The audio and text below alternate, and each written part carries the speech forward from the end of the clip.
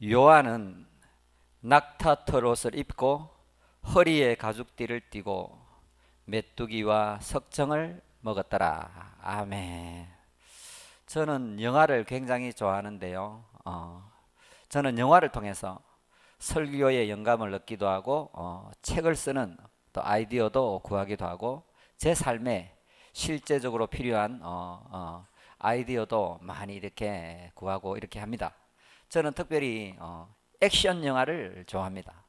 액션 영화 중에서 제가 젊었을 때 미션 임파서블이라는 영화가 있었는데요.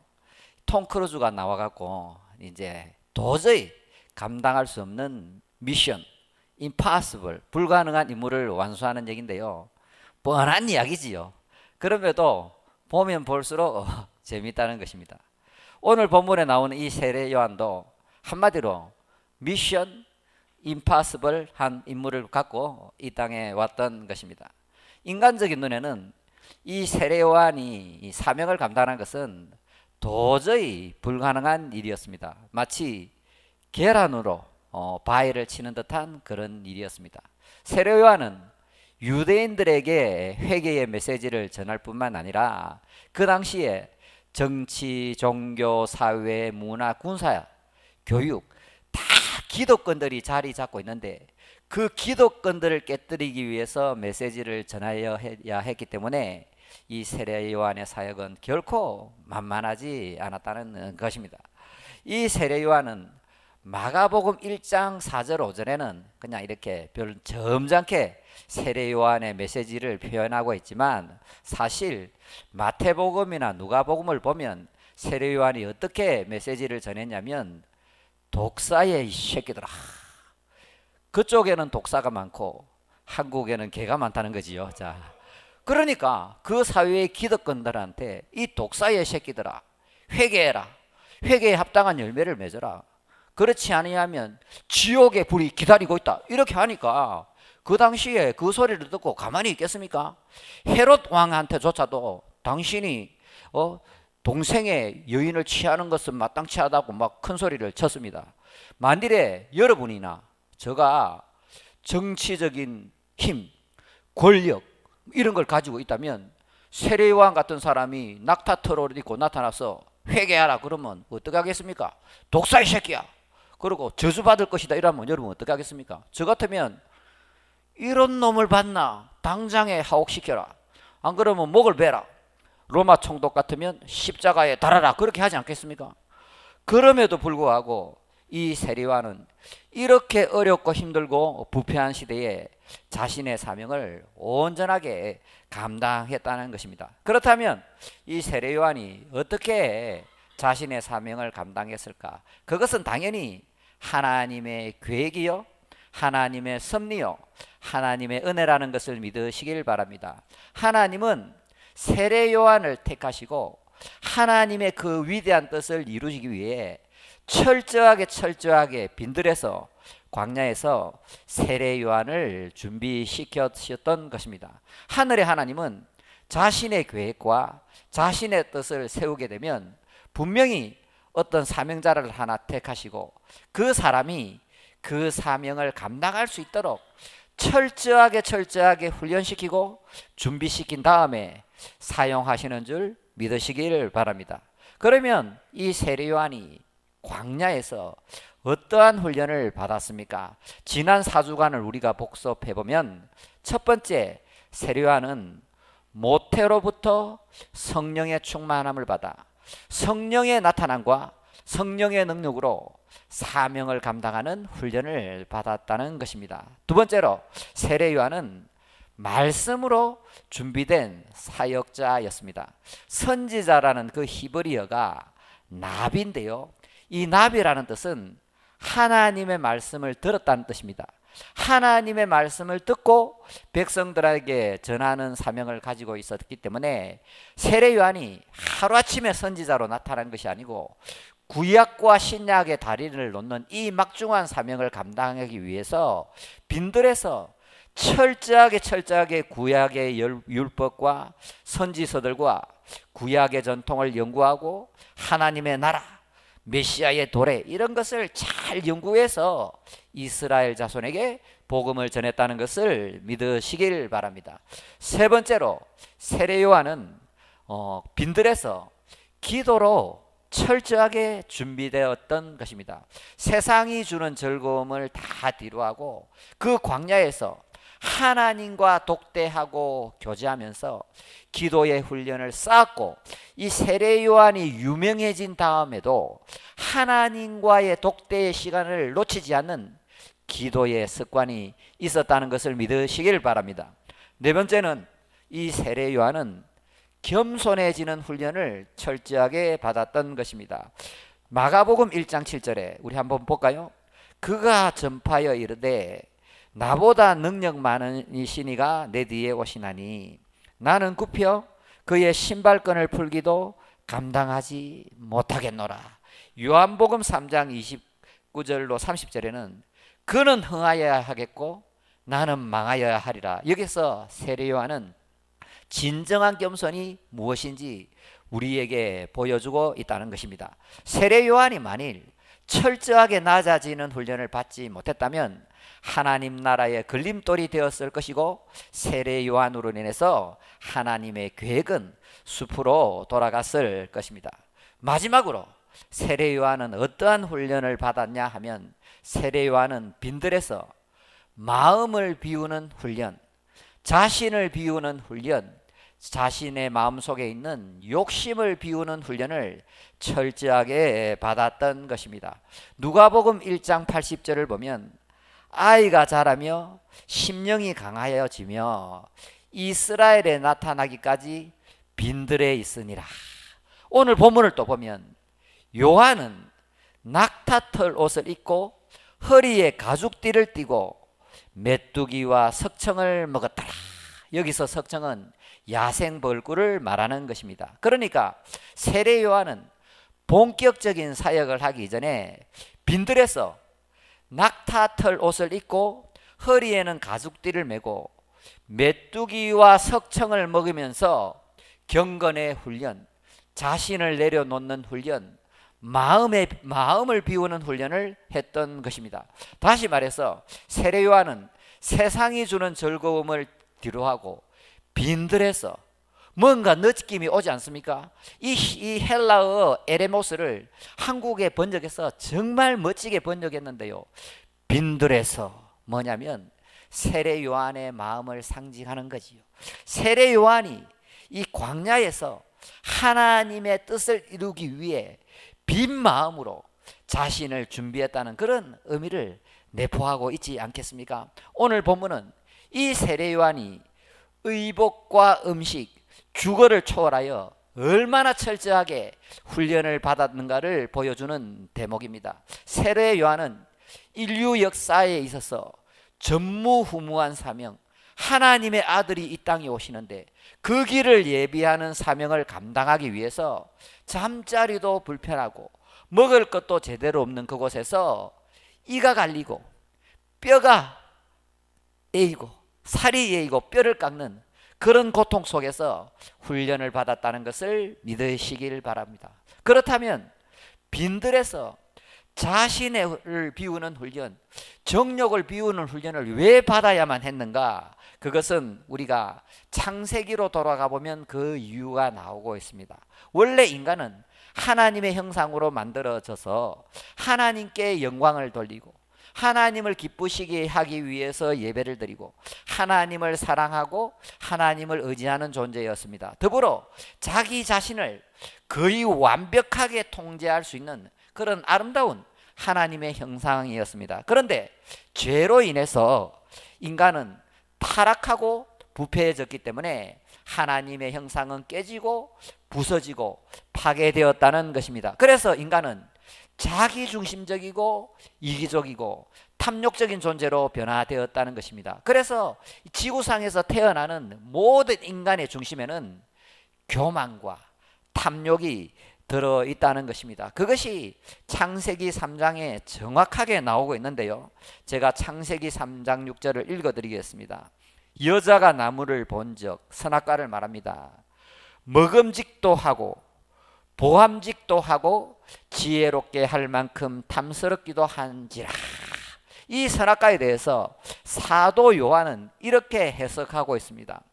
이 세상에 있는 모든 것이 육신의 정욕, 안목의 정욕, 이생의 자랑이니 먹음직하고 육신의 정욕을 말하지요, 보암직하고 안목의 정욕을 말합니다.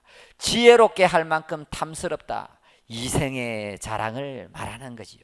모든 인간은 부패하고 타락해 있기 때문에 교만과 정욕의 지배를 받고 있다고 사도 요한도 설명하고 있습니다. 그런데 만일 이 세례 요한이 자신의 교만과 자신의 정욕을 제거하지 하는 훈련을 받지 못했다면 하나님의 나라의 건설자가 아니고 오히려 방해자나 걸림돌이 되었고, 또 이스라엘의 많은 백성들은 상처를 받을 수도 있었다는 거지요. 세례 요한이 유명해진 다음에 명예와 인기와 그 여자를 이렇게 탐하게 된다면 하나님의 계획은 물거품이 되고 이스라엘 백성들은 세례 요한 때문에 오히려 큰 상처를 받고 절망에 빠지는 일도 생겼었을 것입니다.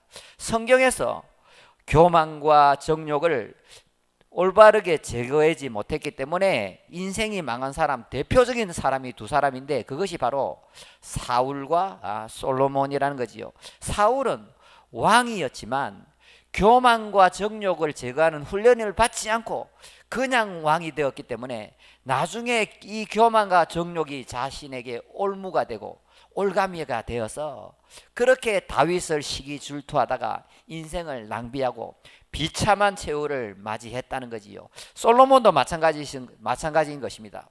어리고 힘이 없을 때는 하나님을 의지했지만 이제 강성해지고 외교 정책으로 인해서 나라가 안정되니까 수많은 여자들을 데려다 놓고 했기 때문에 그 여자들이 수많은 또 우상들을 갖고 왔는데 그리하여 이스라엘 온 땅은 우상천지가 되었고 그의 아들 때에는 나라가 두동강이 나는 결과를 초래했다는 겁니다. 사실 한국 교회, 한국 사회에서도 이러한 일들이 허다하게 벌어지고 있다는 것입니다. 시작은 미약했는데 개척할 때는 쭉서서 기도하고 하나님을 의지했는데 창대해진 다음에 목회자들이 타락하고 처음에는 사업을 죽기 살기로 하나님 의지하면서 하다가 나중에 사업이 잘 되고 나면 교만해져서 초심을 잃고 타락하는 목회자와 성도들이 이 땅에 얼마나 많습니까? 그러한 일들이 기독교 언론에도 나오고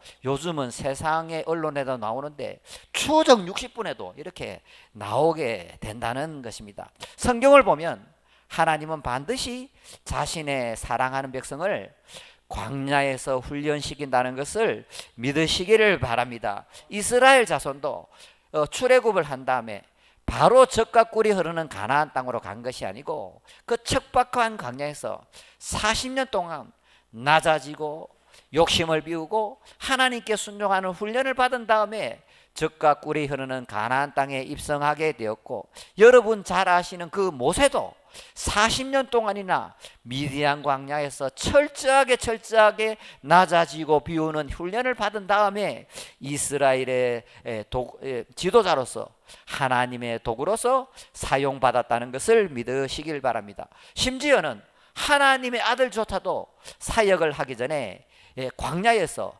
40일 동안 금식하시고 마귀에 의해서 시험을 받았다는 것을 기억하셨으면 좋겠습니다. 그러므로 하나님은 우리를 구원하신 다음에 반드시 교만과 정욕을 제거하는 광야의 훈련을 시키신다는 것입니다. 그 누구도 예외가 없이 그 광야를 반드시 지나가야 한다는 것입니다. 자, 우리가 교만이 제거되고 예수님의 겸손을 입는 것은 지난주에 했습니다.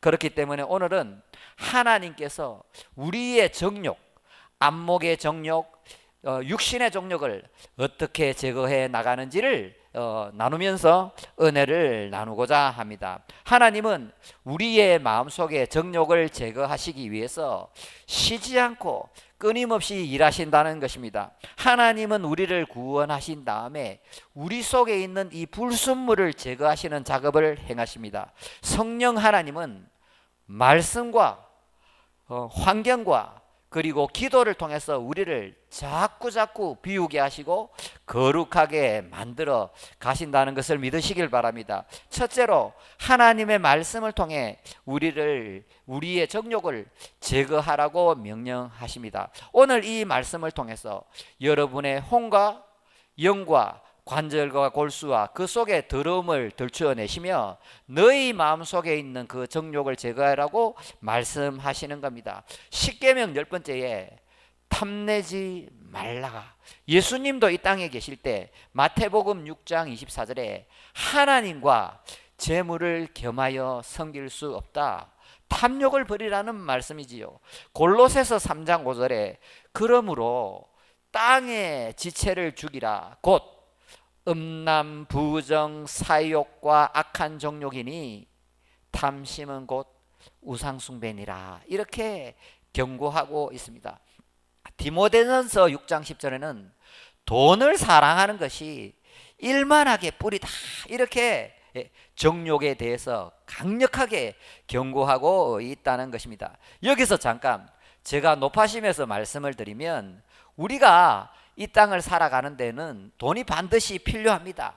생계 유지를 위해서, 자녀 교육을 위해서, 건강을 유지하기 위해서, 취미 생활과 레저 생활을 위해서, 교회를 섬기기 위해서, 선교를 하기 위해서 우리가 자본주의를 살아가고 있기 때문에 반드시 돈이 필요합니다. 그러므로 우리는 직장과 그 사업장과 삶의 현장에서 최선을 다해서 열심히 돈을 벌어야만 합니다. 제가 말씀드린 것은 재물에 대한 지나친 욕심을 갖지 말고 재물에 대해서 너무 집착하지 말고 하나님보다 재물을 더 사랑하고 재물을 더 의지하지 말라는 그런 의미라는 것을 잘 받아들이시길 바랍니다.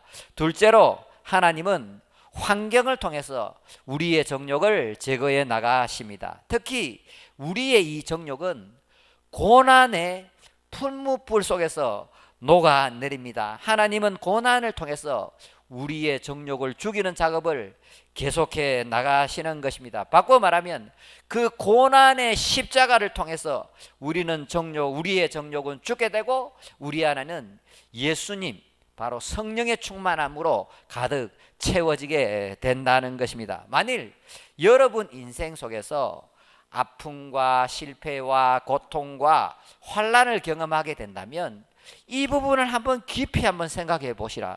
하나님께서 왜 이토록 나에게 고통과 아픔을 허락하셨을까?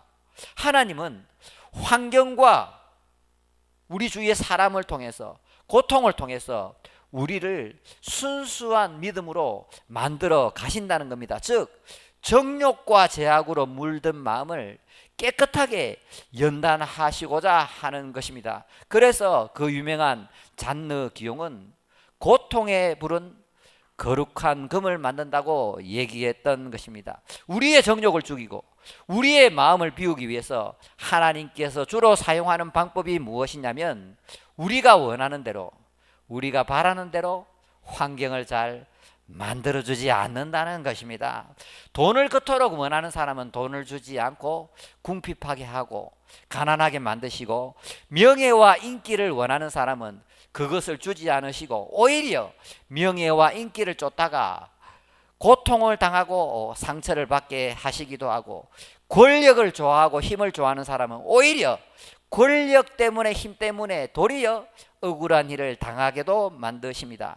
자식에게 너무 집착하는 사람은 자식 때문에 고생하고, 배우자에게 너무 또 집착하는 사람은 배우자 때문에 또 고난의 길을 간다는 거지요. 목회자들은 목회 성공이라는 미명하에 엉뚱한 짓을 하게 되면, 헛된 꿈과 소망을 쫓게 되면 목회하다가 직살나게 고생을 하게 된다는 것입니다. 셋째로, 하나님은 이 모든 고통과 아픔을 통해서 우리를 기도의 자리로 인도하시는 분입니다. 우리는 어려움과 고난을 만나게 되면 그때서야 정신을 차리고 하나님을 찾게 된다는 것입니다. 세상 욕심, 헛되고 헛된 것을 추구하다가 고난과 실패를 경험하고 하나님을 진실하게 찾게 되면 이 좋으신 하나님은 우리에게 놀라운 은혜를 베풀어 주신다는 것을 믿으시길 바랍니다.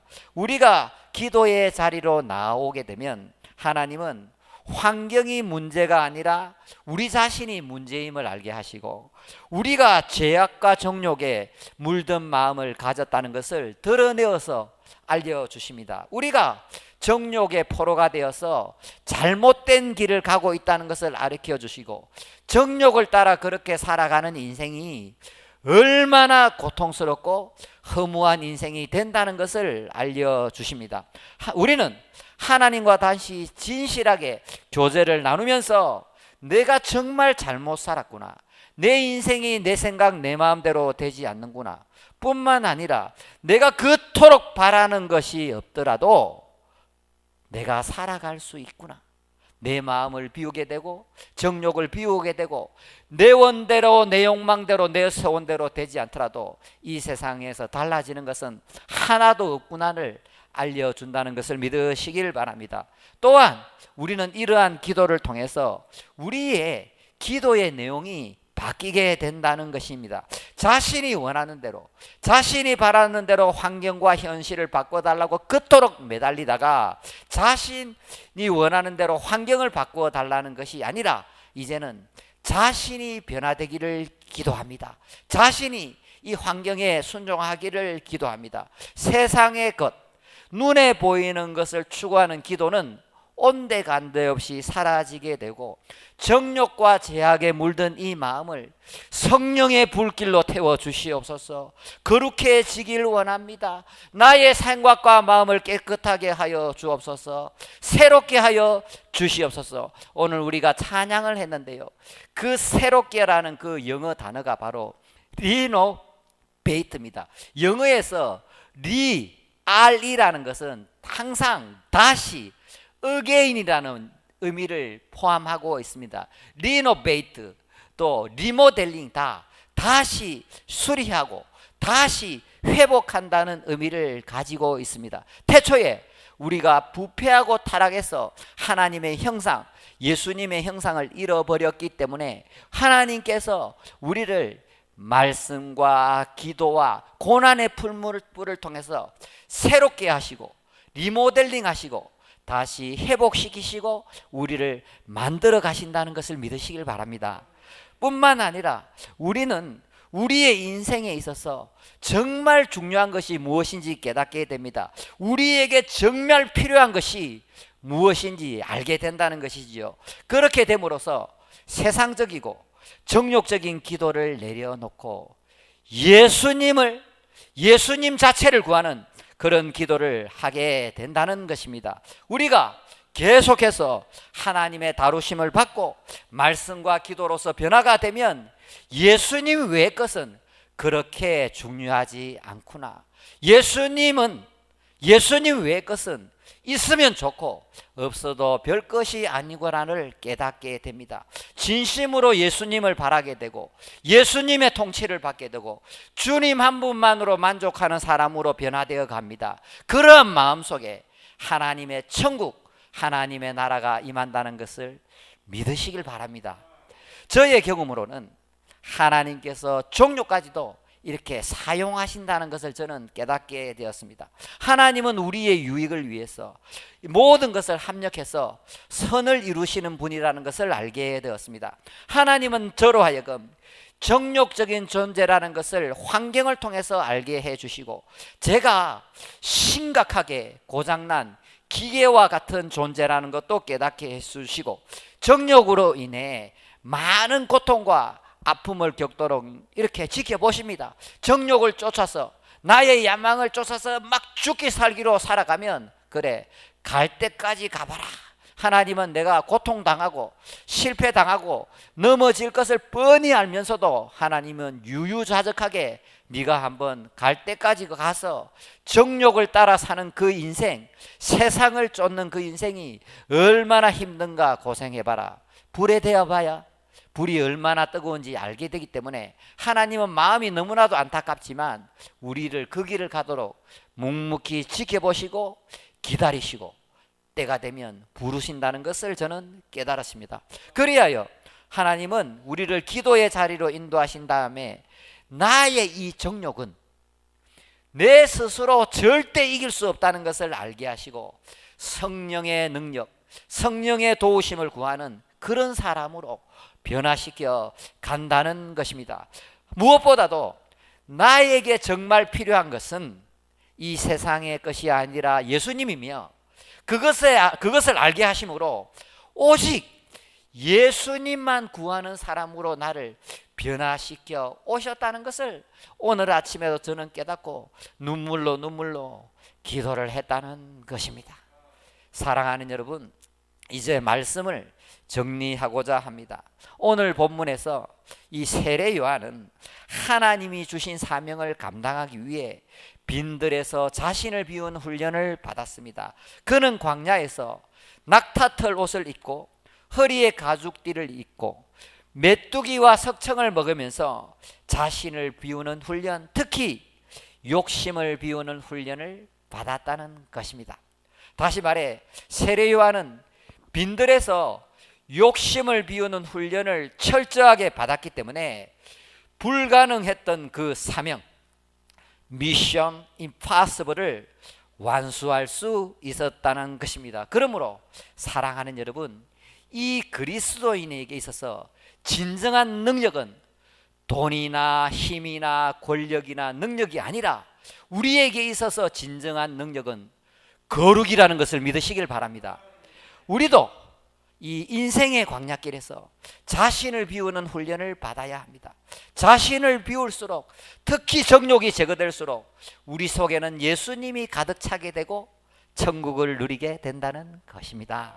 또한 우리가 이 자신을 비우고 욕심을 비울수록 하나님의 사명을 온전하게 감당할 수 있고 이웃에게 복음과 기쁨과 행복을 전할 수 있는 사람으로 변화된다는 것입니다. 따라서 우리를 비우게 하시는 이 하나님의 놀라운 손길을 깨닫고 사람이나 환경을 원망하지 마시고 날마다 자신의 정욕을 비우기 위해서, 그 정욕을 이기기 위해서 예수님을 붙잡고 기도하며 예수님으로 충만한 삶을 살아가는 여러분이 되시기를 간절히 기도하고 축복합니다. 우리 오늘 이 말씀을 기억하시면서 우리 찬양을 한번 다시 올리겠습니다.